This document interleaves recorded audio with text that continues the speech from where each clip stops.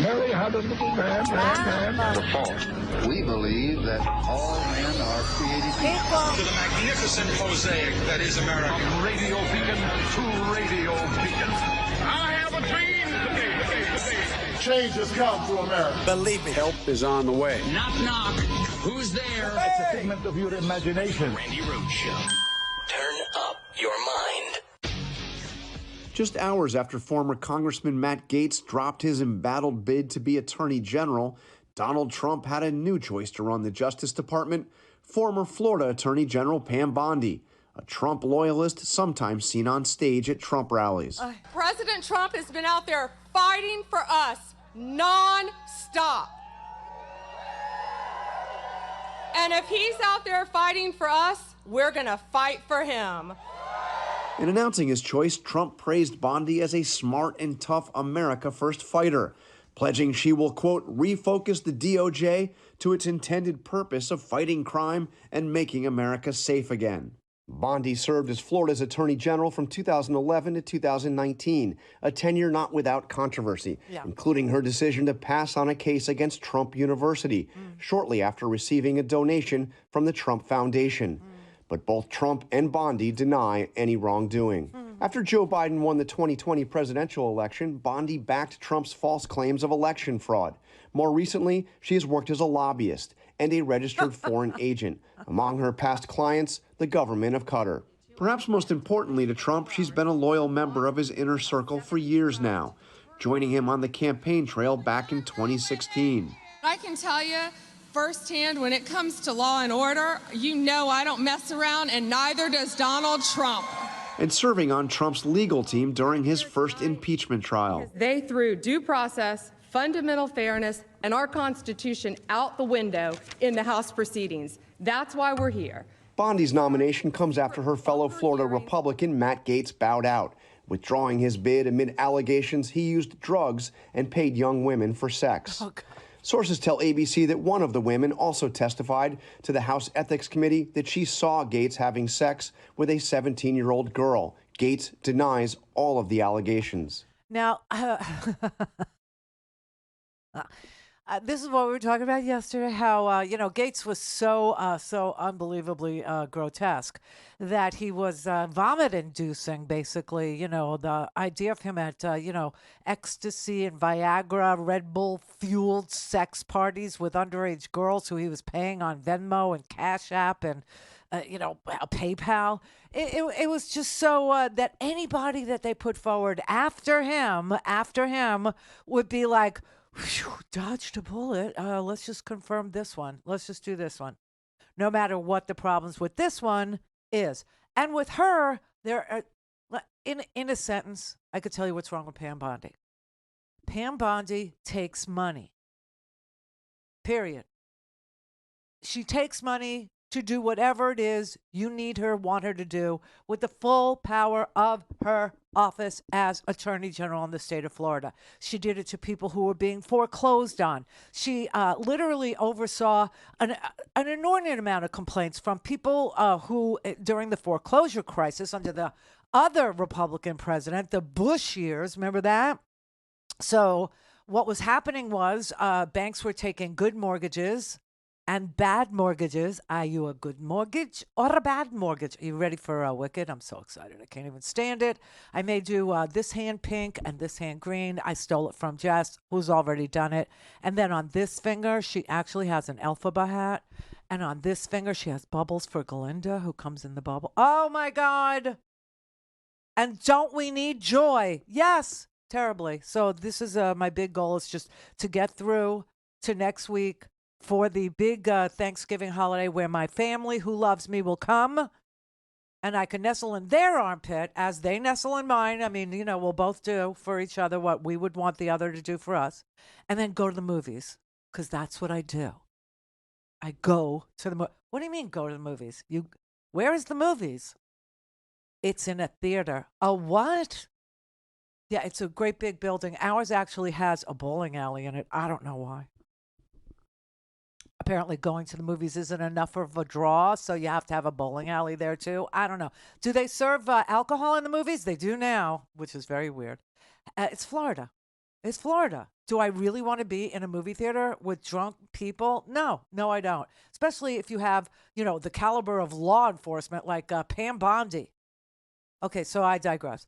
So when we were having this mortgage, debacle, the banks needed to securitize the bad mortgages, and they couldn't find any takers. So what they decided to do was shred the good mortgages into little pieces, like you were making the coleslaw, and then shred the bad mortgages into little pieces, like you were making the coleslaw. So this would be the green cabbage, the good ones. The red cabbage would be the bad ones. The red cabbage, what they didn't tell you, had E. coli. Okay? Or, just to make it modern, listeria seems to be the new bacterial infection. Okay, in food. So they would shred them together so you couldn't tell which were the good mortgages and which were the bad mortgages. There were a lot of complaints in Florida from people who were being foreclosed on erroneously, falsely, and that the documents that were being sent to them were either robo-signed or had dates that were like 9/99 9999. What? Yes, that would be on the foreclosure documents.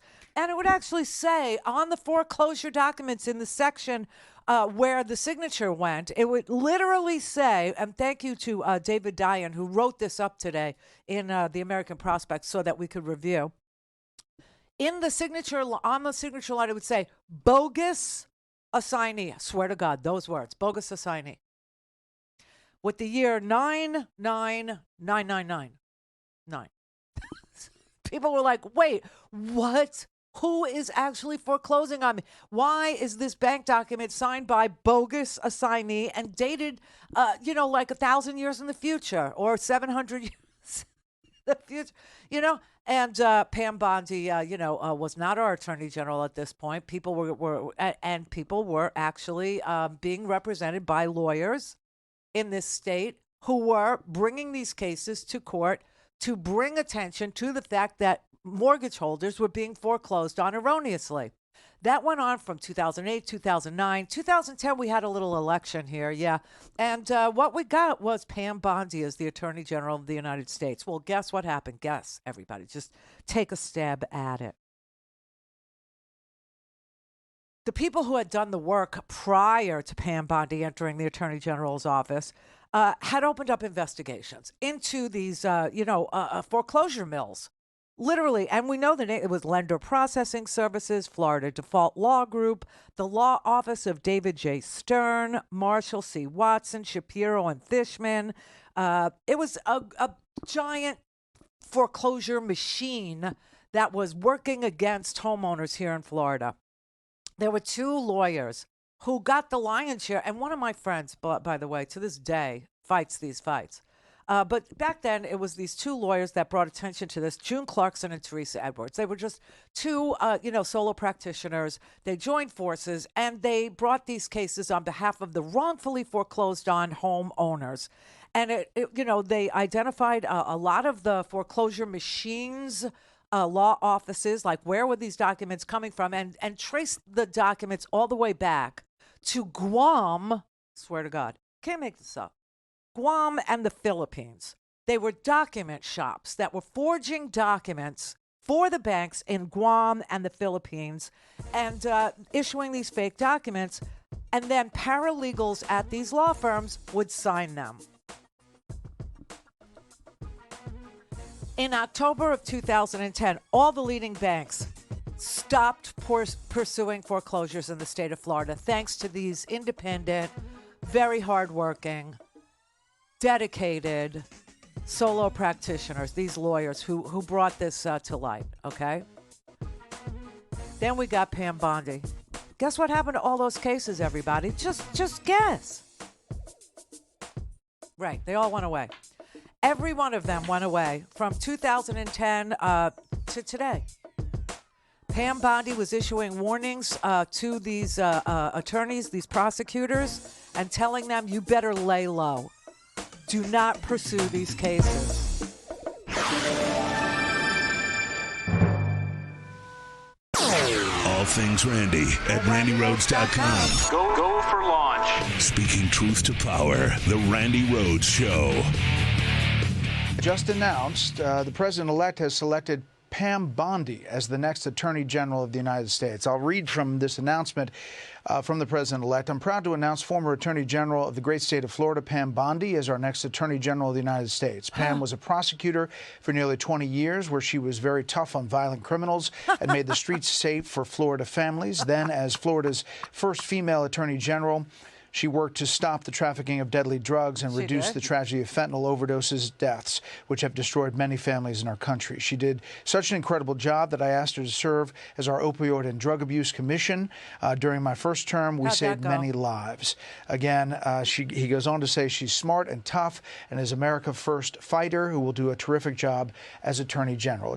Okay, so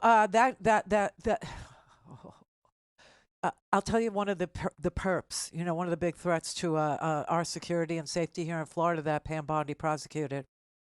Dwight Gooden, thank God. Thank God. Yeah, she put Dwight Gooden in jail for violating his parole, the drugs thing. So now the streets are safe. Honestly, as a Mets fan, I'm offended. Yeah, right. So there's that. And then the fentanyl thing. I could tell you in my neighborhood, just in my neighborhood alone, I know at least 3 people who died from fentanyl overdoses. Okay. I know at least 3. Truly. So great job there, Pam. Really well done on that, Trump assignment. Okay. So let me go back to the big problems with her. Okay. The big problems with her. And like I said, in a sentence, you can sum this all up, what I'm about to show you and tell you. Pam Bondi is for sale. Pam Bondi should just hang a for sale sign outside of any office in which she's toiling. Right now, she's at a lobby shop, Ballard, okay? She lobbies for GM and Uber, the nation of Qatar. Seriously, that is what Pam Bondi does. That's who pays Pam Bondi now, right? Okay. But back to this horrible story, because this is what was going on here in Florida. And my neighborhood that used to be full of homeowners is now full of renters. And they're renting their homes from the bank. How did the banks get these homes? Pam Bondi. Okay, so like I said, you had these 2 independent attorneys, and as I have a friend, her name's Lori. She's an amazing woman. She goes into court all the time on behalf of wrongfully foreclosed homeowners. She's been doing it since this crisis happened, okay? She finally decided, I'm selling everything and I'm moving to the beach. Yay, Lori. She has the right idea. Why I don't do it, I don't know. But anyway, these cases were making their way through the Florida court system until 2010. In 2010, we had an election, and Pam Bondi became the Attorney General in 2010 in Florida, thanks in part to massive donations, thousands and thousands of dollars in contributions from none other than these foreclosure mills, lender processing services, and all of its affiliates. And after she heard about a slide presentation that Clarkson and Edwards, the 2 independent attorneys, the two June Clarkson and Teresa Edwards, the 2 attorneys who were representing wrongfully foreclosed on homeowners, after Pam Bondi heard about the slide presentation that Clarkson Edwards were giving to county clerks in Florida, that actually walked them through how the lender processing services and their affiliate employees were signing these fake documents for J.P. Morgan Chase, because J.P. Morgan Chase had entered into a very limited power of attorney agreement just for the purpose of getting these documents signed off on. And again, the signature line said bogus signature, and the date was like 9/9/9999. And so she sat, Pam Bondi, and watched this slideshow that was going to the county clerks. And she dispatched, Pam Bondi did, the Economic Crimes Unit Director to go and scream at any and all of the county clerks in Florida who might actually take a look at these documents and move the case forward. Clarkson and Edwards were deliberately frozen out of the 50 state attorney general investigations of foreclosure fraud, despite the fact that they had the most knowledge of how this caper was happening, how it was working, who was doing it, which were the perpetrators, how the paralegals were signing, what they were. they were frozen out. And they were told to transition their case over to Pam Bondi's economic crimes unit without any transition notes. I mean, they didn't want any notes from them. They didn't want the slide presentation. They didn't want just hand it over to the economic crimes unit in the state of Florida. And then most of the cases against the foreclosure mills were taken away from the line prosecutors. They were taken away from Clarkson and Edwards without the notes and assigned new prosecutors. That was in 2010. In 2011, Clarkson and Edwards were fired. And when they asked their supervisor, why are we being fired? We independently, were receiving complaints from Floridians. And we were able to, do the legwork, and we were able to do the whole investigation. And we found out the names of these places. They were doing it under a limited, power of attorney agreement with J.P. Morgan Chase. It was coming from Guam. It was coming. Why are we being fired? And the answer they got was, quote, "It came from the top. Tallahassee didn't give me a reason." Pam Bondi. Pam Bondi then issued a memo smearing these two attorneys, smearing them for lack of professionalism and for having messy desks. Yep. And this was in response to corporate lobbyists who were lobbying Pam Bondi to shut this down. Banks to shut this down. Big law groups shut it down. And she did. And that was the first clue that people like me who follow this stuff, because, I was a broadcaster in Florida, got that we just hired ourselves a dirty attorney general, somebody that would kill consumer cases against people who were being foreclosed on at a pace you never, ever, ever saw in your life. 2008, oh my God, man, holy crap.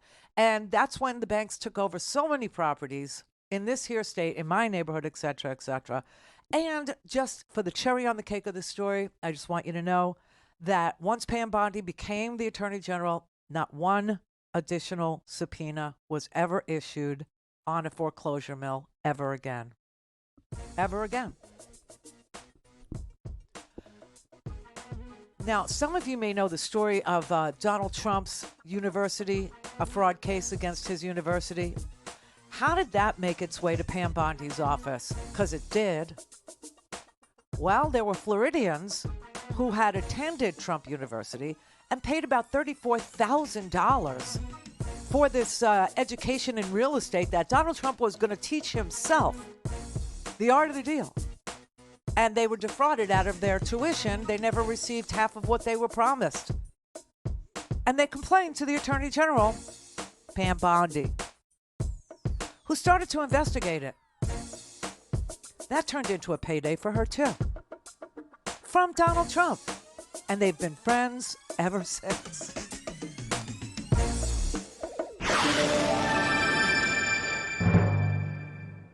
Connect. To speak to Randi, call 561-270-3844. 561-270-3844.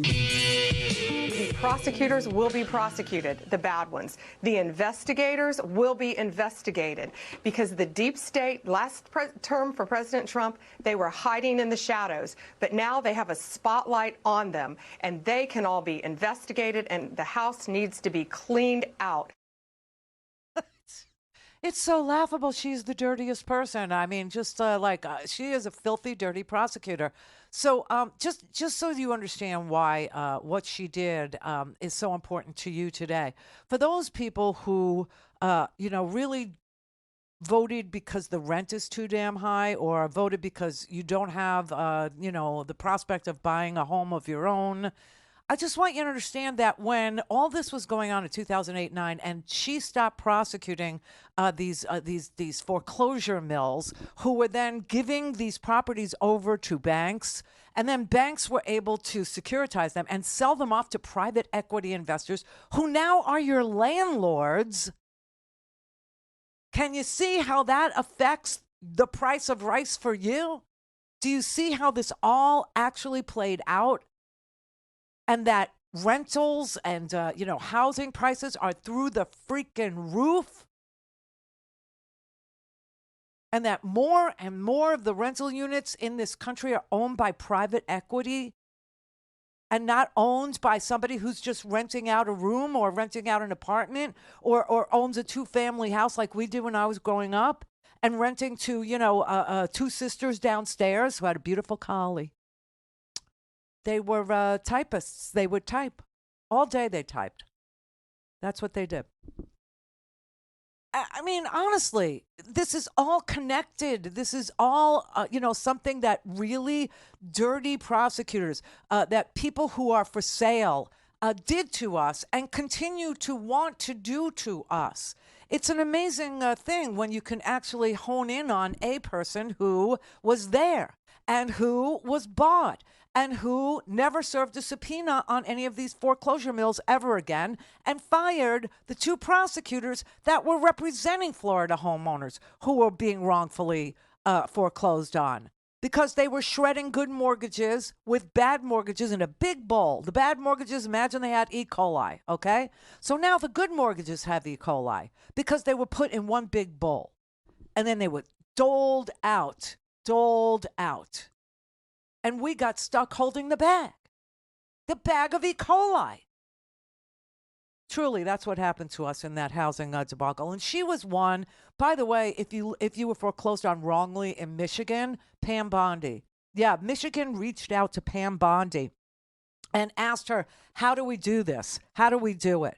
That organization, LPS, the lenders that were doing this, they encouraged Pam Bondi's office to lobby for them in Michigan, their counterparts, their affiliates in Michigan who were doing the same caper. And she did.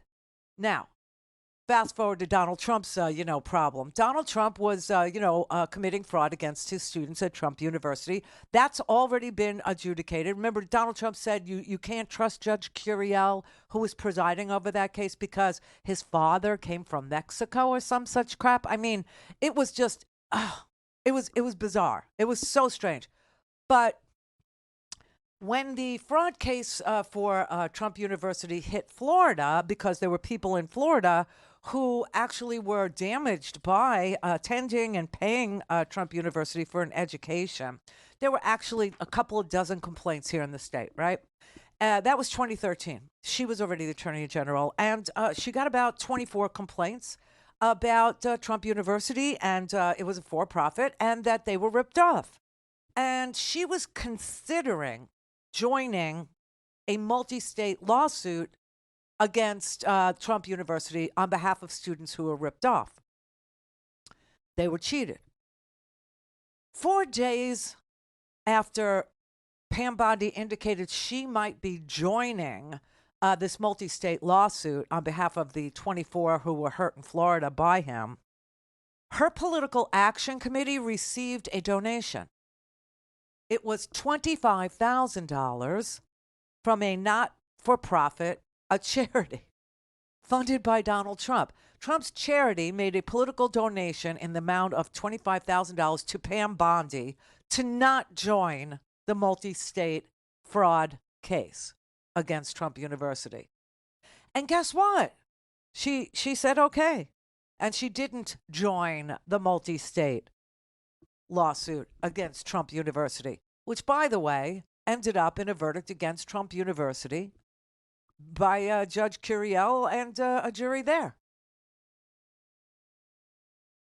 So she takes money to do things, to guarantee outcomes for wealthy donors, for people who give her money. Now she's a lobbyist, so now this is legal bribery. She's no longer the Attorney General, so now she's legalized her bad behavior by joining a lobbyist shop, a lobby shop, and she lobbies for people like Amazon and against the unions, okay, against union formation, against union, strikes, all this stuff, okay, and the nation of Qatar. Don't ask me why. She also then became a lawyer for Donald Trump at his first impeachment in the House of Representatives. I don't know if you remember her awesome legal skills. Does anybody recall? I remember I was stunned when she became. I mean, it was like this thing was such a clown show. Remember the lawyers for Donald Trump during the first impeachment, where he did get impeached. Okay, he was impeached. He wasn't removed because the Senate, Mitch McConnell, refused to uphold the law. Anyway, it was Alan Dershowitz was the lawyer for Donald Trump during this period of time, and Pam Bondi. He remained on the board until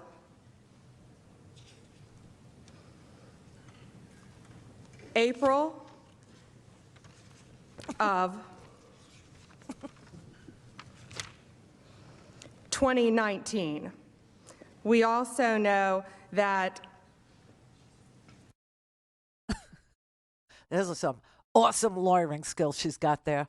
I mean, why not just nominate Alina Habba and get it over with? I mean, why not? Why not? Holy crap. So that was Pam Bondi's stellar performance, showing off her massive skills as a litigator in the first Trump impeachment, which ended in Trump being impeached. Okay, so she does that work for him. And then once Donald Trump loses the election in the following election cycle in 2020, Pam Bondi becomes an election denier. Oh, yes.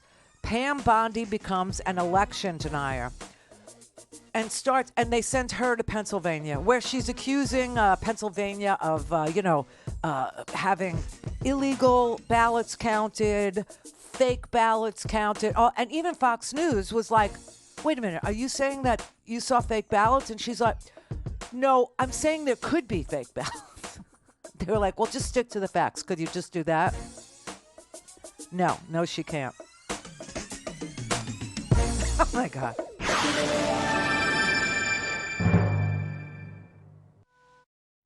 This is the Randi Rhodes Show. To speak with Randi, dial 561-270-3844. That's 561-270-3844.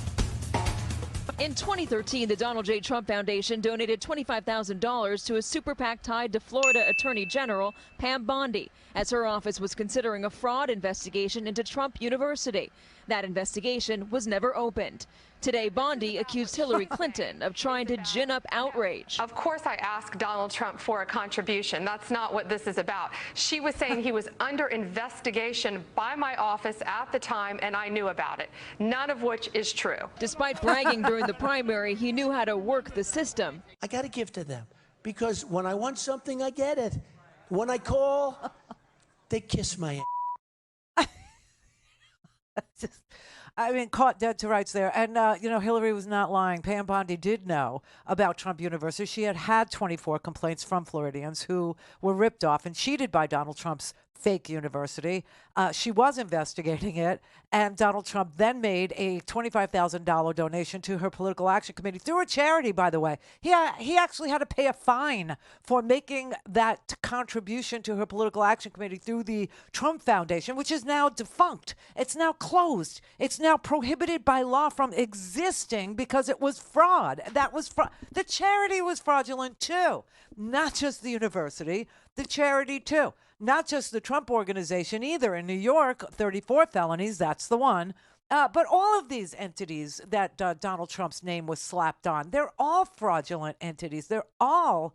Anyway, she did know, and she did not pursue. And it was not just, her opening up a case on behalf of these 24. It was joining a case. It's so interesting because Kamala Harris, with whom she may be compared. Why? Because they were both attorney generals. One of the great state of California, where she actually did join other states in order to get $18 billion for wrongly foreclosed on California homeowners. Remember that? Now, she should have harped on that a whole lot more because housing is a big, big, big problem in this country. And that's how Kamala Harris knew Beau Biden. Beau Biden was attorney general in Delaware at the time. And the attorney generals of these states all were meeting in, it's like the Governors Association. They have an Attorney General's Association where they all, get together and they look at, crimes that cross state lines, and they decide whether or not they want to pool their resources and bring a case on behalf of the people in their state who were hurt by the scam, who were hurt by the caper, who were hurt by whatever the, a fraud is, right? And so Kamala Harris actually the banks offered her, I think, $2 billion. And she said no. And she stayed in it and advocated for her homeowners, and got an $18 billion settlement for her homeowners. Okay. Pam Bondi, on the other hand, decided to kill the investigation into the scam artists who were wrongfully foreclosing on Florida homeowners. Do you see the difference in the character and nature of the person? Do not compare Pam Bondi to Kamala Harris, because there is a comparison to be made. Now, it's so interesting because I was just going to email Cory Booker, from New Jersey, because he sits on the Judiciary Committee. And if this thing actually goes full on to the confirmation hearings for a Pam Bondi, I'm guessing it may not, because yesterday Ken Paxton, also a securities fraudster, guy who committed securities fraud, yes, actually was able to get out of it. Just recently settled his fraud case, his securities fraud case. He was groveling on Steve Bannon. Steve Bannon, who just got out of jail. I mean, aren't they supposed to avoid palling around with felons? Isn't that part of the probation? I don't know. I'll ask Dwight Gooden. I'll ask Dwight Gooden, what constitutes a parole violation, because, he would know, because Pam Bondi put him in jail for that. But anyway, I'm listening to, Ken Paxton, who's groveling on Bannon's show, trying to be the next Attorney General of the United States at the same exact moment that Donald Trump was announcing Pam Bondi. The thing is, we're not going to get anybody with clean hands. Anyway, so I was going to email Cory Booker on his website, on the Judiciary Committee's website. He's got, his own, but his contact page is broken. Great. And they're all on TV going, the Democrats have got to reclaim their ground as being the party of the working Joe, as being the party of the everyman, as being the party of the American dream, as being the party of ordinary working people, not of the wealthy, not of the billionaire class, not of the corporate class. There's a perfect opportunity. But I can't contact him because his contact page is broken. Not good? That's good. I got to tell you one other thing Pam Bondi did. This is one of my favorite things she ever did. And this probably won't make the mainstream media, but it should, because it's so gross. It's so typical. So back when Bondi was the Attorney General, we had the biggest fraud that was ever committed against the Medicare Trust Fund, which now the Dogebags are looking at to make decisions about waste and fraud. And what's so fascinating is one of the biggest Medicare fraudsters in the history of the program, in the history of the trust fund, is the senator from Florida, Rick Scott. He was the CEO of a hospital chain called HCA. And HCA was billing Medicare for tests it didn't do, the typical stuff. But because it was a chain of hospitals that he was the CEO of, they could bill multiply it by, thousands and thousands of erroneous fake claims. He finally got caught. They settled. It was like a multi-million-dollar payment that he had to, his company made. Might have been like $1 billion. It was a lot. It was a lot. Anyway, now he's a senator from Florida. No muss, no fuss. And they're looking for fraudsters. There's one sitting right there in the Senate. Anyway, during Pam Bondi's reign of terror, he was the governor. He was the actual governor of Florida. There was an execution in 2013 that was scheduled on the same night that Pam Bondi had a fundraiser. And she's the Attorney General. She didn't want to not be there, or available. So she asked Rick Scott if they could postpone the execution so it wouldn't conflict with her fundraiser. And he did it. Florida. That's what make America Florida again. Everybody that Trump is picking is coming from this here corrupt state. Everybody, if you just look at, Gaetz was from here. So now Gaetz said, we had a question yesterday about, he was elected to the next Congress. He resigned from this one. Is he, still, he was still eligible to be a congressman in the next, 119th Congress? He could have. He said, no, he's not going to be. I don't know if he's got his eye on Marco Rubio's soon-to-be empty seat, because Marco is, from Florida and supposed to be, confirmed as our Secretary of State. And because these nominees are so putrid, he's looking good. Slam dunk for Marco, little Marco. Because, unless they find him with a dead goat, a live boy, or in the bathroom tapping his toe underneath the stalls, to a gay man, he's probably a shoo-in. But it's just amazing how everybody's coming from Florida, right? So if Marco is elevated to state, that means his Senate seat. That means that Ron DeSantis, who's term limited, which is important to know going forward, could temporarily appoint somebody, and maybe that somebody is Matt Gaetz.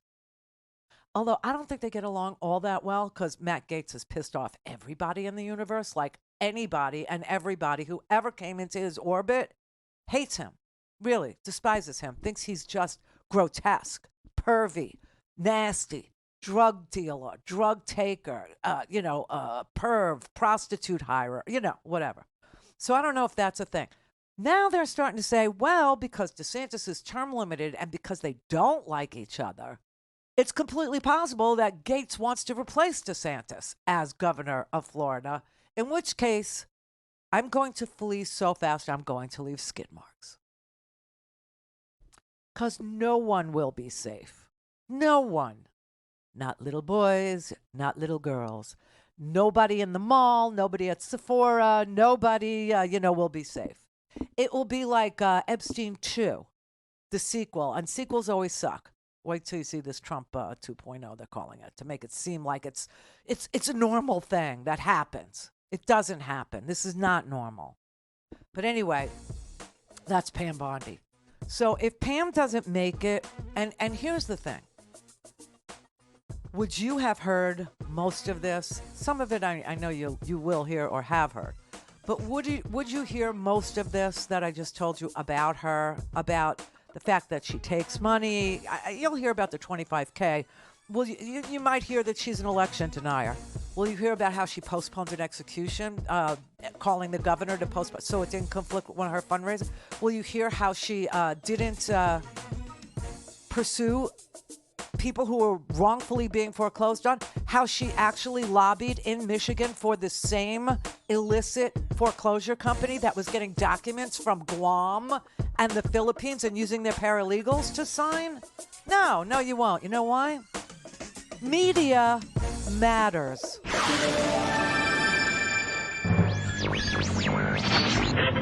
Mary had a little man. The fault. We believe that all men are created equal. To the magnificent mosaic that is America. From radio beacon to radio beacon. I have a dream today. Change has come to America. Believe me. Help is on the way. Knock, knock. Who's there? It's a figment of your imagination. Randi Rhodes Show. Turn up your mind. We're hearing that Attorney General nominee, former Congressman Matt Gaetz, has withdrawn his nomination for Attorney General. But Dana, this comes about 45 minutes after we reached out to him about some new reporting that we have. And this new reporting is that there was a second sexual encounter between him and an underage woman at a party in 2017. Now, I have covered the investigation into allegations that the congressman may have had sex with a minor for 4 years now. And Dana, this was the first time that we had learned that the underage woman had testified to a second sexual encounter. And I learned from my sources, along with our colleague Sarah Ferris, that she had testified to this to the House Ethics Committee. So why am I playing Paula Reed? Why am I doing that from yesterday? Because it matters what she does for a living. Journalism mattered yesterday. You could thank Paula Reed and CNN. I know a lot of you don't want to do this, but you should thank them for sparing you Attorney General Matt Gaetz. Because without journalism and without people saying, we just called him 45 minutes ago, we just called him to let him know that we were going to press with a story that he had, been with this 17-year-old more than once. And she testified that way to the ethics committee. And her deposition is in my possession. And you've had it too. And you're lying about that.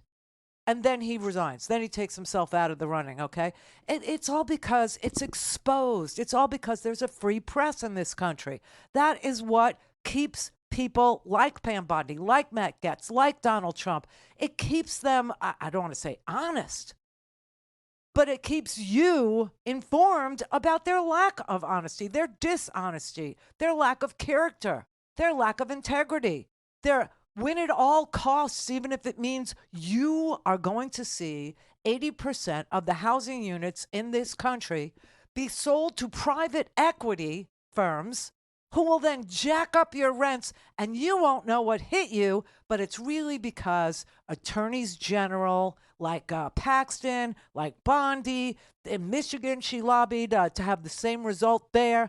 We were foreclosed on because they didn't do their jobs. Because they took money. And the only way for anybody to know what's really happening to them is to shine a light upon it. Sunlight. It's the best disinfectant. They're very busy calling us vermin. They're very busy calling us every name that they can concoct that would be, just gross. But they're the gross ones. They're the ones that are taking away the American dream. They're the ones that are taking away your rights. They're the ones that are literally lying to you on an endless loop. They're the ones who took over the media. I mean, there is no such thing in this country as a left-leaning media that can compete with the right-wing media. And it's been like this my entire career, okay? And I've had a long career, 20 years at least, right? And it's been like this. And now it's about to get worse. Why do I know that? Because there was an article in the Wall Street Journal. The Wall Street Journal. Rupert Murdoch's paper saying that Comcast is going to spin off the news, meaning CNBC and MSNBC. They don't want to be in the news business anymore. Now, what's interesting is Comcast bought NBC because of cable news at the beginning, okay? When they took over, I think it was 2011, okay? Cable news was the big, revenue generator. It was everything. And now it's, being attacked by everything from TikTok to Twitter, all, media, social media that doesn't really have your best interests at heart, okay? Really doesn't. It's not going to inform you properly. It's not going to tell you what I just told you about some dirty politicians who caused the American dream to just disappear. And no one can figure out where it went. Why is this happening? I just told you, and you know what? There's plenty of room on the few hours of liberal media that there is for them to tell it to you again and again and again. Now, many a day I go home and I hear everything that I've said echoed on some outlets, and I'm grateful for it, really. I'm glad. I'm very glad. I started calling them sex pests. Guess what? They're all calling them sex pests. That's fine. Go for it. Enlighten as many people as you possibly freaking can. I will tell you that there is a plan in the making. There is a plan that is burling, a plan that is starting to come to fruition about how to deal and cope with this next, administration, because it seems kind of daunting. However, here's what you need to know, too. This is a really useful little factoid. It's a fact. I don't know why I would diminish it. We have 23 Democratic governors in this here country. That's a lot of governors. That's like half of the states. And trust me, they're organizing, and they're going to fight back. If, their National Guard is called upon, let's say, in, Colorado, to go do removals, like we're talking about, waxy film buildup on a floor, removal. Like we're talking about, pimples. A mole you don't like. No, we're talking about human beings. Human beings who work human beings who pay taxes, human beings who send their kids to school, but are not here with papers. They're not here legally. Well, Colorado's already said that if they try to use the National Guard in Colorado to do removals of humans, they will not participate. And so what would be left to happen is Donald Trump would federalize the National Guard in Arkansas, or federal, because he won't, he said he will not allow it in Colorado. So what are we going to have now? The Arkansas National Guard, the Texas National Guard be federalized and go into Colorado. Can you imagine what that would look like? It won't be, believe me, people would be out on the street. Moms in Colorado would be out on the street screaming about the military in their neighborhood. I mean, it's just can't play in Peoria. You understand what I'm saying? But back to the Wall Street Journal. So the Wall Street Journal has an article in there saying that they're going to spin off MSNBC. They're going to spin off CNBC. They're going to spin off, and they're going to put it into a silo, a grain silo, if you will, if you must, if you may, with USA Network, Oxygen, Oprah's network, Sci-Fi Network, and the Golf Channel. You know what that means? That means that MSNBC and CNBC lose all of the network capabilities. They lose management. They lose salespeople. They lose the news division is now on its own. It can't go to NBC proper and use their reporting or use their reporters or use their their bookers or any of the internal And I know what it's like to do it without all of that, because we do it without any of that. It's me and Brett, and Sean is sitting in Virginia, okay? That's our staff. That's the Randi Rhodes Show, the crew, literally. And I'm reading that Rachel Maddow had to take a pay cut from $30 million a year down to $25 million a year. Oh, boo effing who. I don't think she minds. Is she okay? I think she's okay. I think she's probably fishing right now and fine. Okay, good. Now, her agent, I don't have an agent. I never did have an agent. That was a big mistake. Okay, just saying. But hers is, what's his name? From Ari, oh, you know who I'm talking about. He was, they modeled that whole show on HBO after him. Entourage? Yes, Entourage. What's his name? Ari something. Right. Yes. And they're brothers, right? One's a politician, the other's a Zeke. Ari Emanuel. It's the Emanuel brothers. There's three of them. There's Ari, there's Zeke, and there's Ron. Ron. Damn it. Watched it on TV. All things Randi at RandiRhodes.com. Go for launch. Speaking truth to power, the Randi Rhodes Show. Well, it's very sad that they're spinning off MSNBC, because without MSNBC, you would never know that there was any plan at all by Democratic governors to push back on what is coming. And they are organized. And this is good news for us, because here we were out on the streets doing, I have one, but I never put it on my kepi. I never put it on my head. I would never walk out the door with one on my face. A pink pea hat. I can't even say it, okay? Were we really doing that? You know, that goes down with like the freaky thing. Remember Jazz Hands from Occupy Wall Street? Oh, God. Why, as, our annoying children say to us as the adults in the room. Why, yeah. Oh, but we're not doing that anymore. We're not doing a woman's march. We're not going to ask our black friends to, do the heavy lifting. They're done. I don't blame black women. They're like, what's wrong with white women? What is wrong with you people? 52% of white women voted for this man, for Orange Jesus. They literally did. And black women have had it with us, even us, the good ones. And I don't blame them. So we're not going to be doing performative art as a protest anymore. Now we're going local, just like they did. We're going to go local in blue states. Blue states are going to look to their city councils. Blue states are going to look to their mayors. Blue states need to look to their governors who are organized and ready to refuse to participate in the removal of human beings from their various states. And there are 23 of them, 23 Democratic governors. Last night, one of our listeners sent me an email. She's from New Mexico, saying that all the women in New Mexico were talking about an appearance on MSNBC by their governor, Michelle Lujan Grisham. And she was phenomenal. She sent me the link, which was so smart because then I didn't have to go look for it. I could just click on it and go.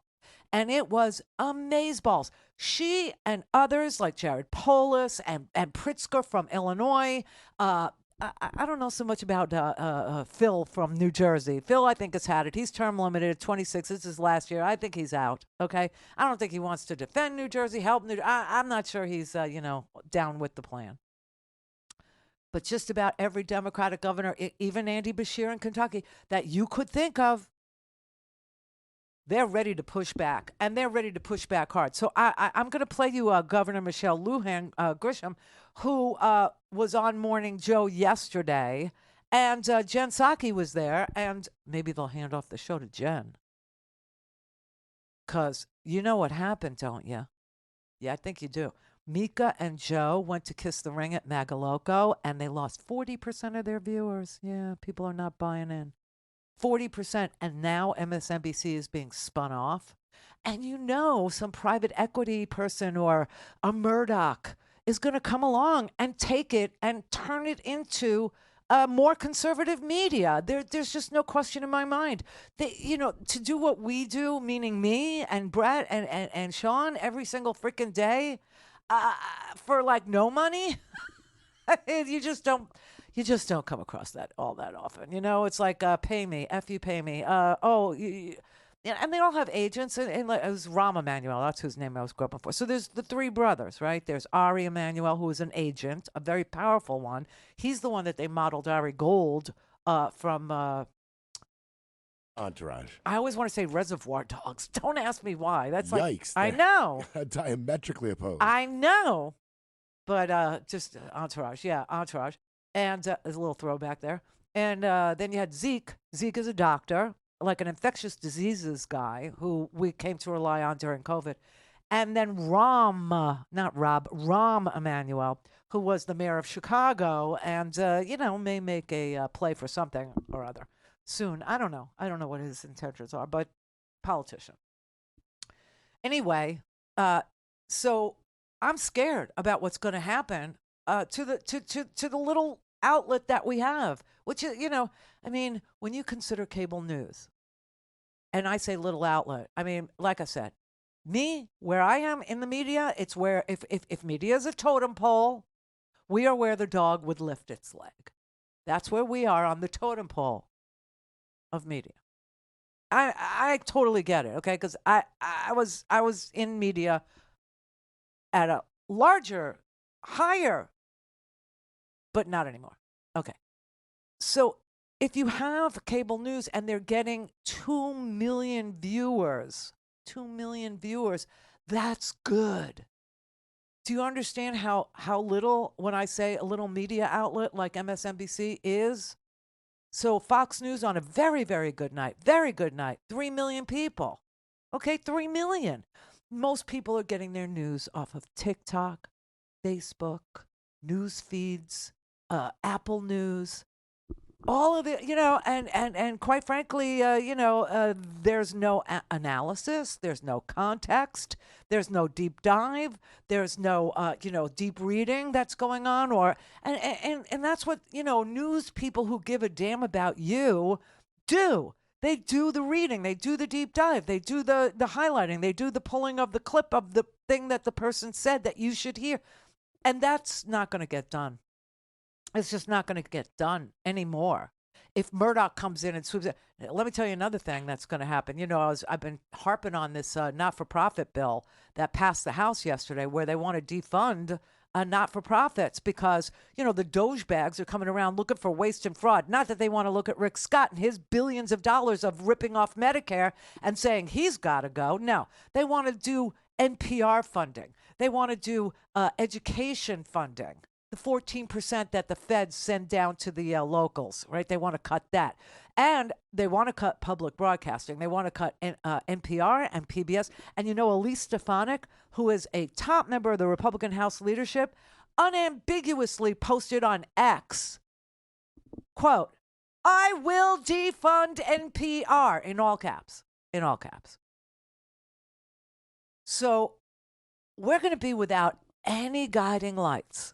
We're going to be without any, I don't even want to say left media or liberal media, because I find nothing liberal about the truth. I find nothing, I guess it's a progressive idea now that you should have news in context and truth, because we're in a post-truth world now, I guess. Anyway, one of my listeners sent me this clip. I thought that you should experience what the Democratic governors are planning, how they're going to resist, so that we don't have to wear pink knitted caps with horns on them and think that there is, I don't know, a symmetrical face that could pull it off and make that look good. No, there isn't a symmetrical face in the world that could make a pink pussy hat look good, okay? Sorry, ain't happening. Dumb. Really dumb look. The jazz hands were also creepy, bad. Don't understand it. There's so much that we did that is just mortifying when I, consider that we did it. So thank God the professionals are now going to take over. And I want you to hear some of it so you know.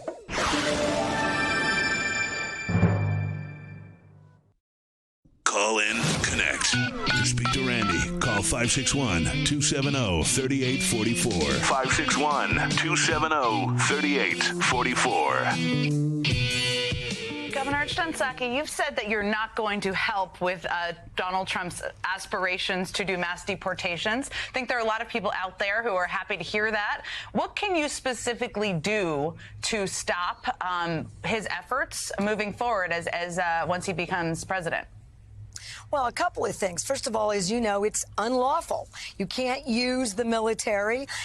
You can't do mass deportation. So any federal administration, you should expect states, and I think you should expect some bipartisan support, not just by the Democratic governors, is that violating the Constitution and the law.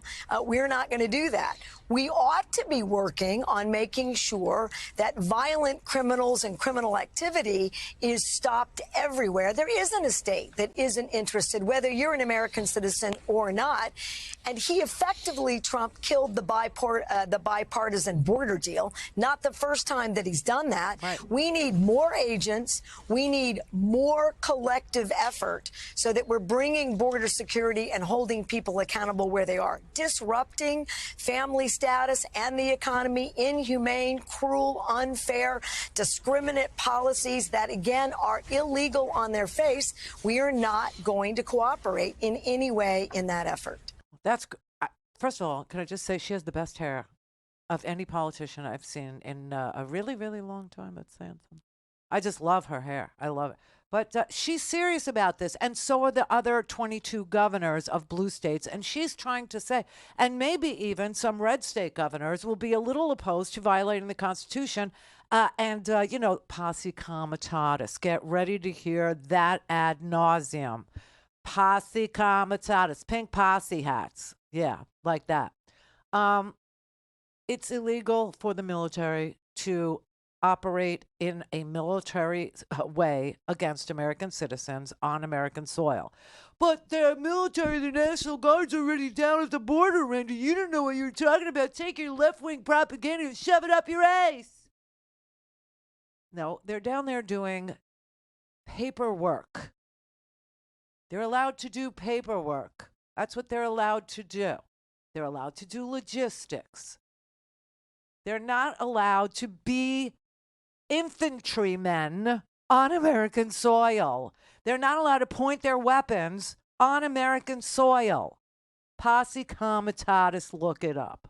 And so there may be, I don't know, I'm going to guess a governor from Utah or, a red state governor from Montana that, may see the military operating on their territory as offensive, and the people there might also see it as an infringement on their right to invoke Posse Comitatus. Because let me tell you something, militias know about Posse Comitatus, which is why they say they're the 3%ers and why they say they're, a militia guy, is because the military can't help them.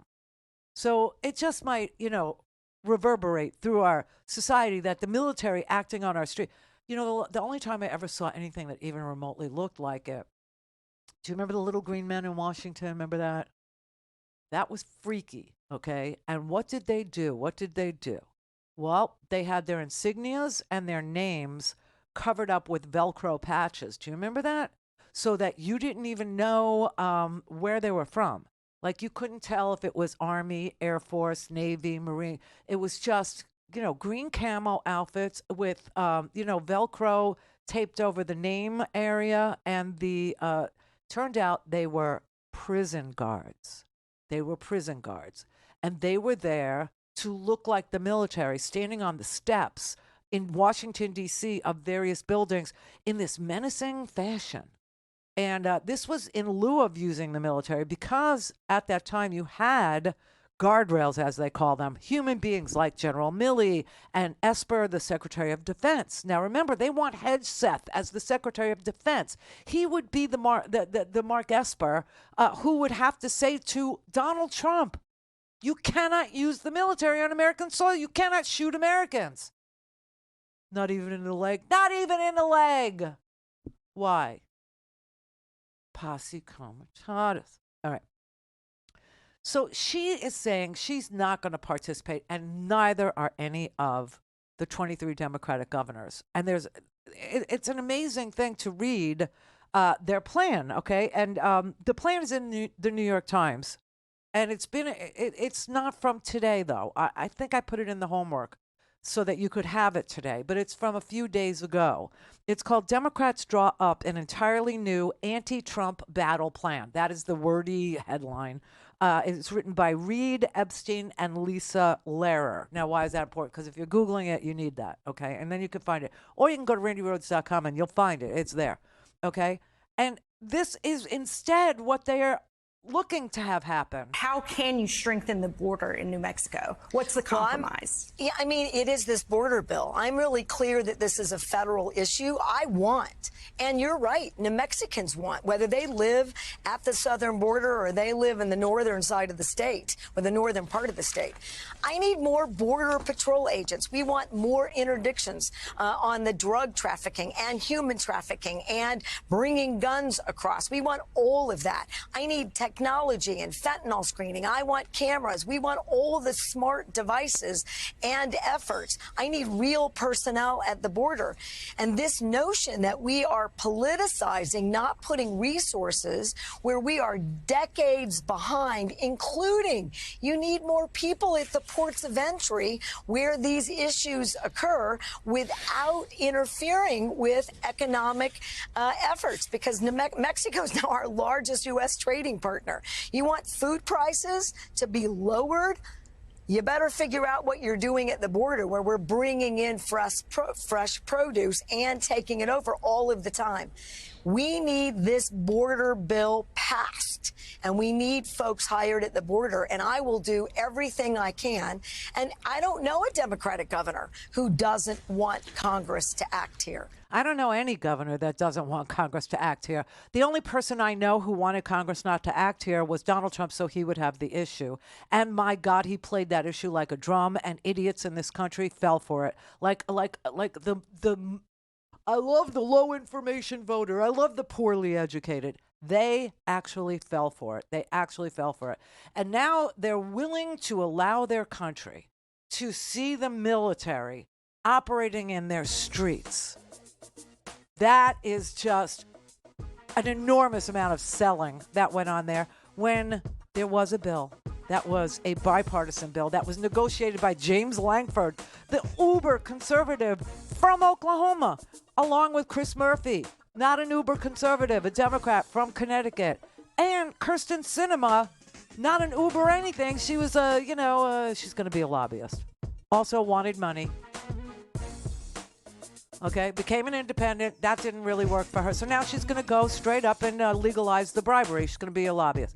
But those three had a bill. And Donald Trump said, pretend you don't. Do nothing. I need the issue. I need people to hate. It's the only way I can get back into the office, and I'm not going to jail. And that's the only way I can stay out of jail, is if I'm president. Wow.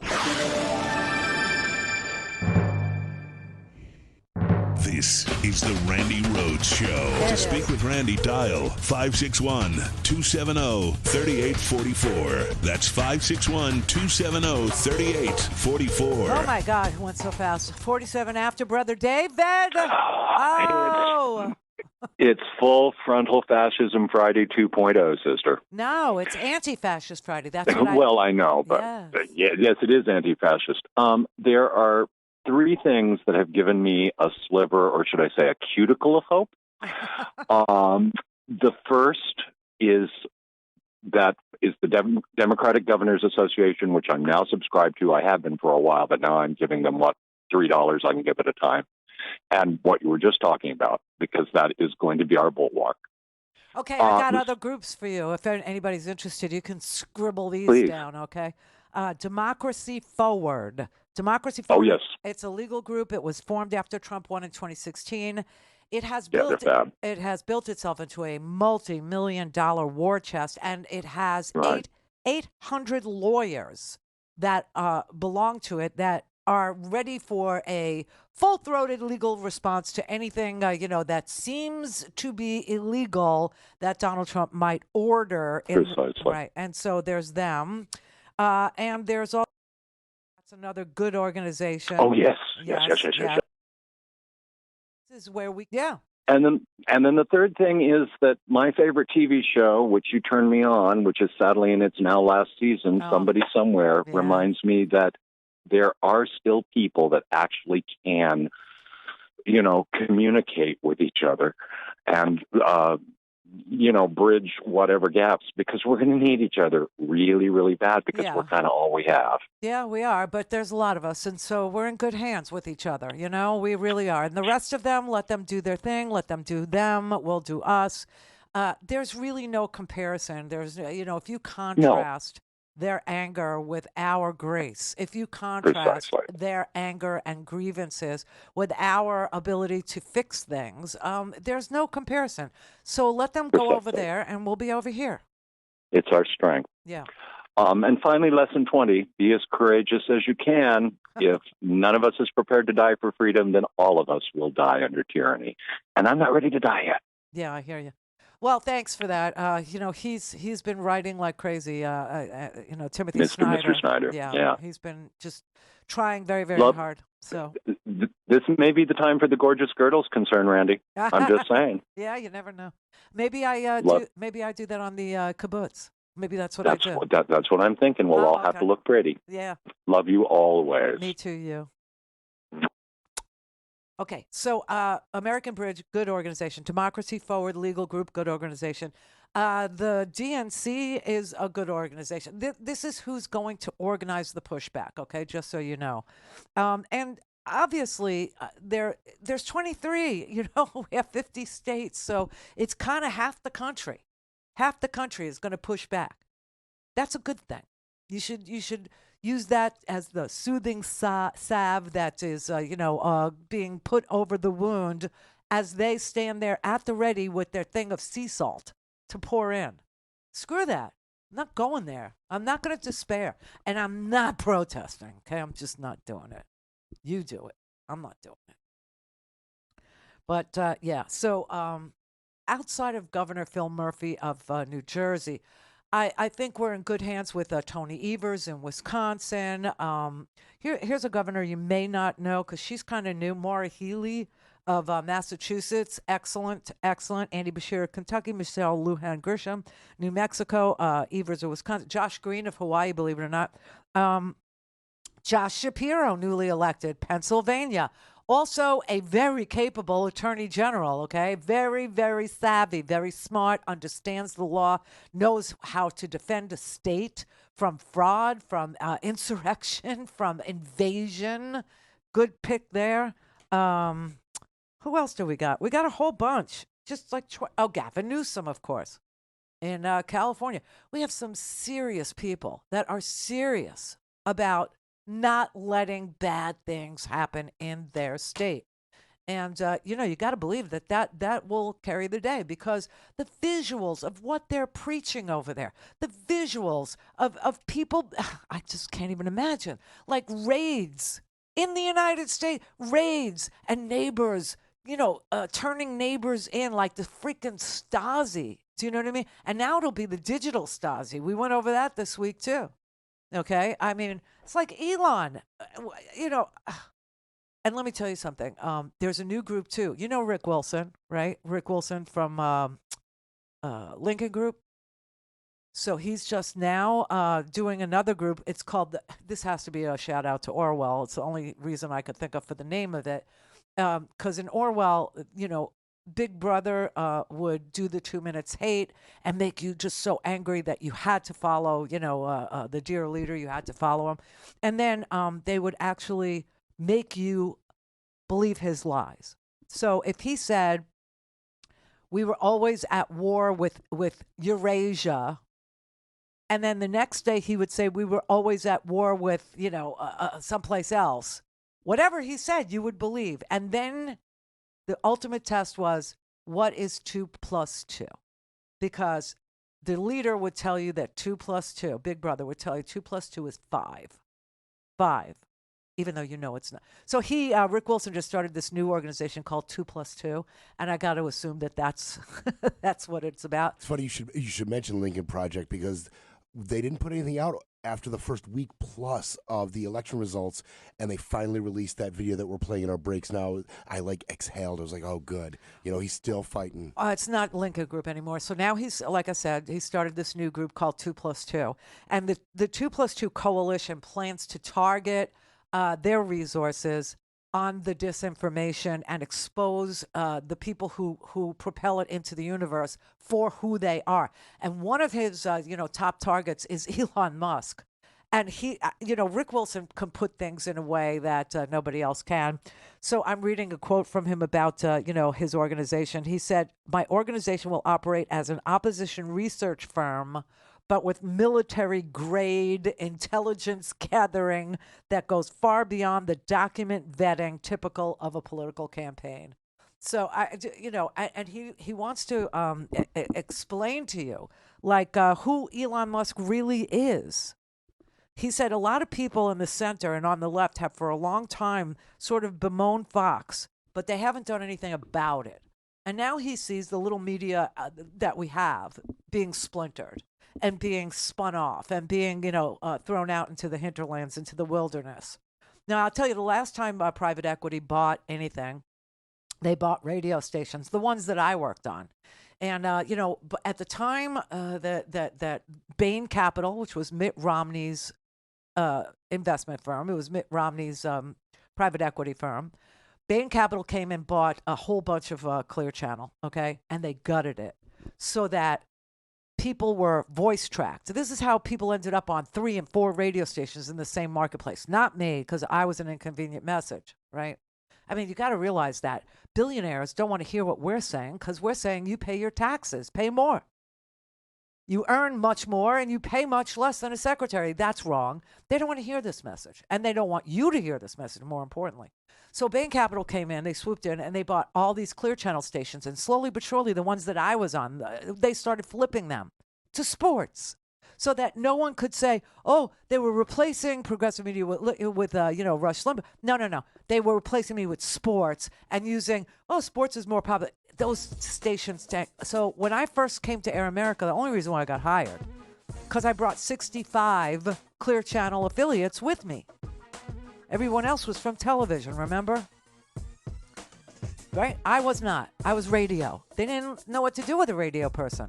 By the time I was done, the 65 radio stations I was on had flipped to sports, and I was left with 11. And then Mitt Romney ran for president because there was no one to push back. Mitt Romney screwed himself because he recorded himself putting down the 47%. The people that I was broadcasting to, the 47%. We're now 50%, but okay, there's that. So go, Rick Wilson, go get him.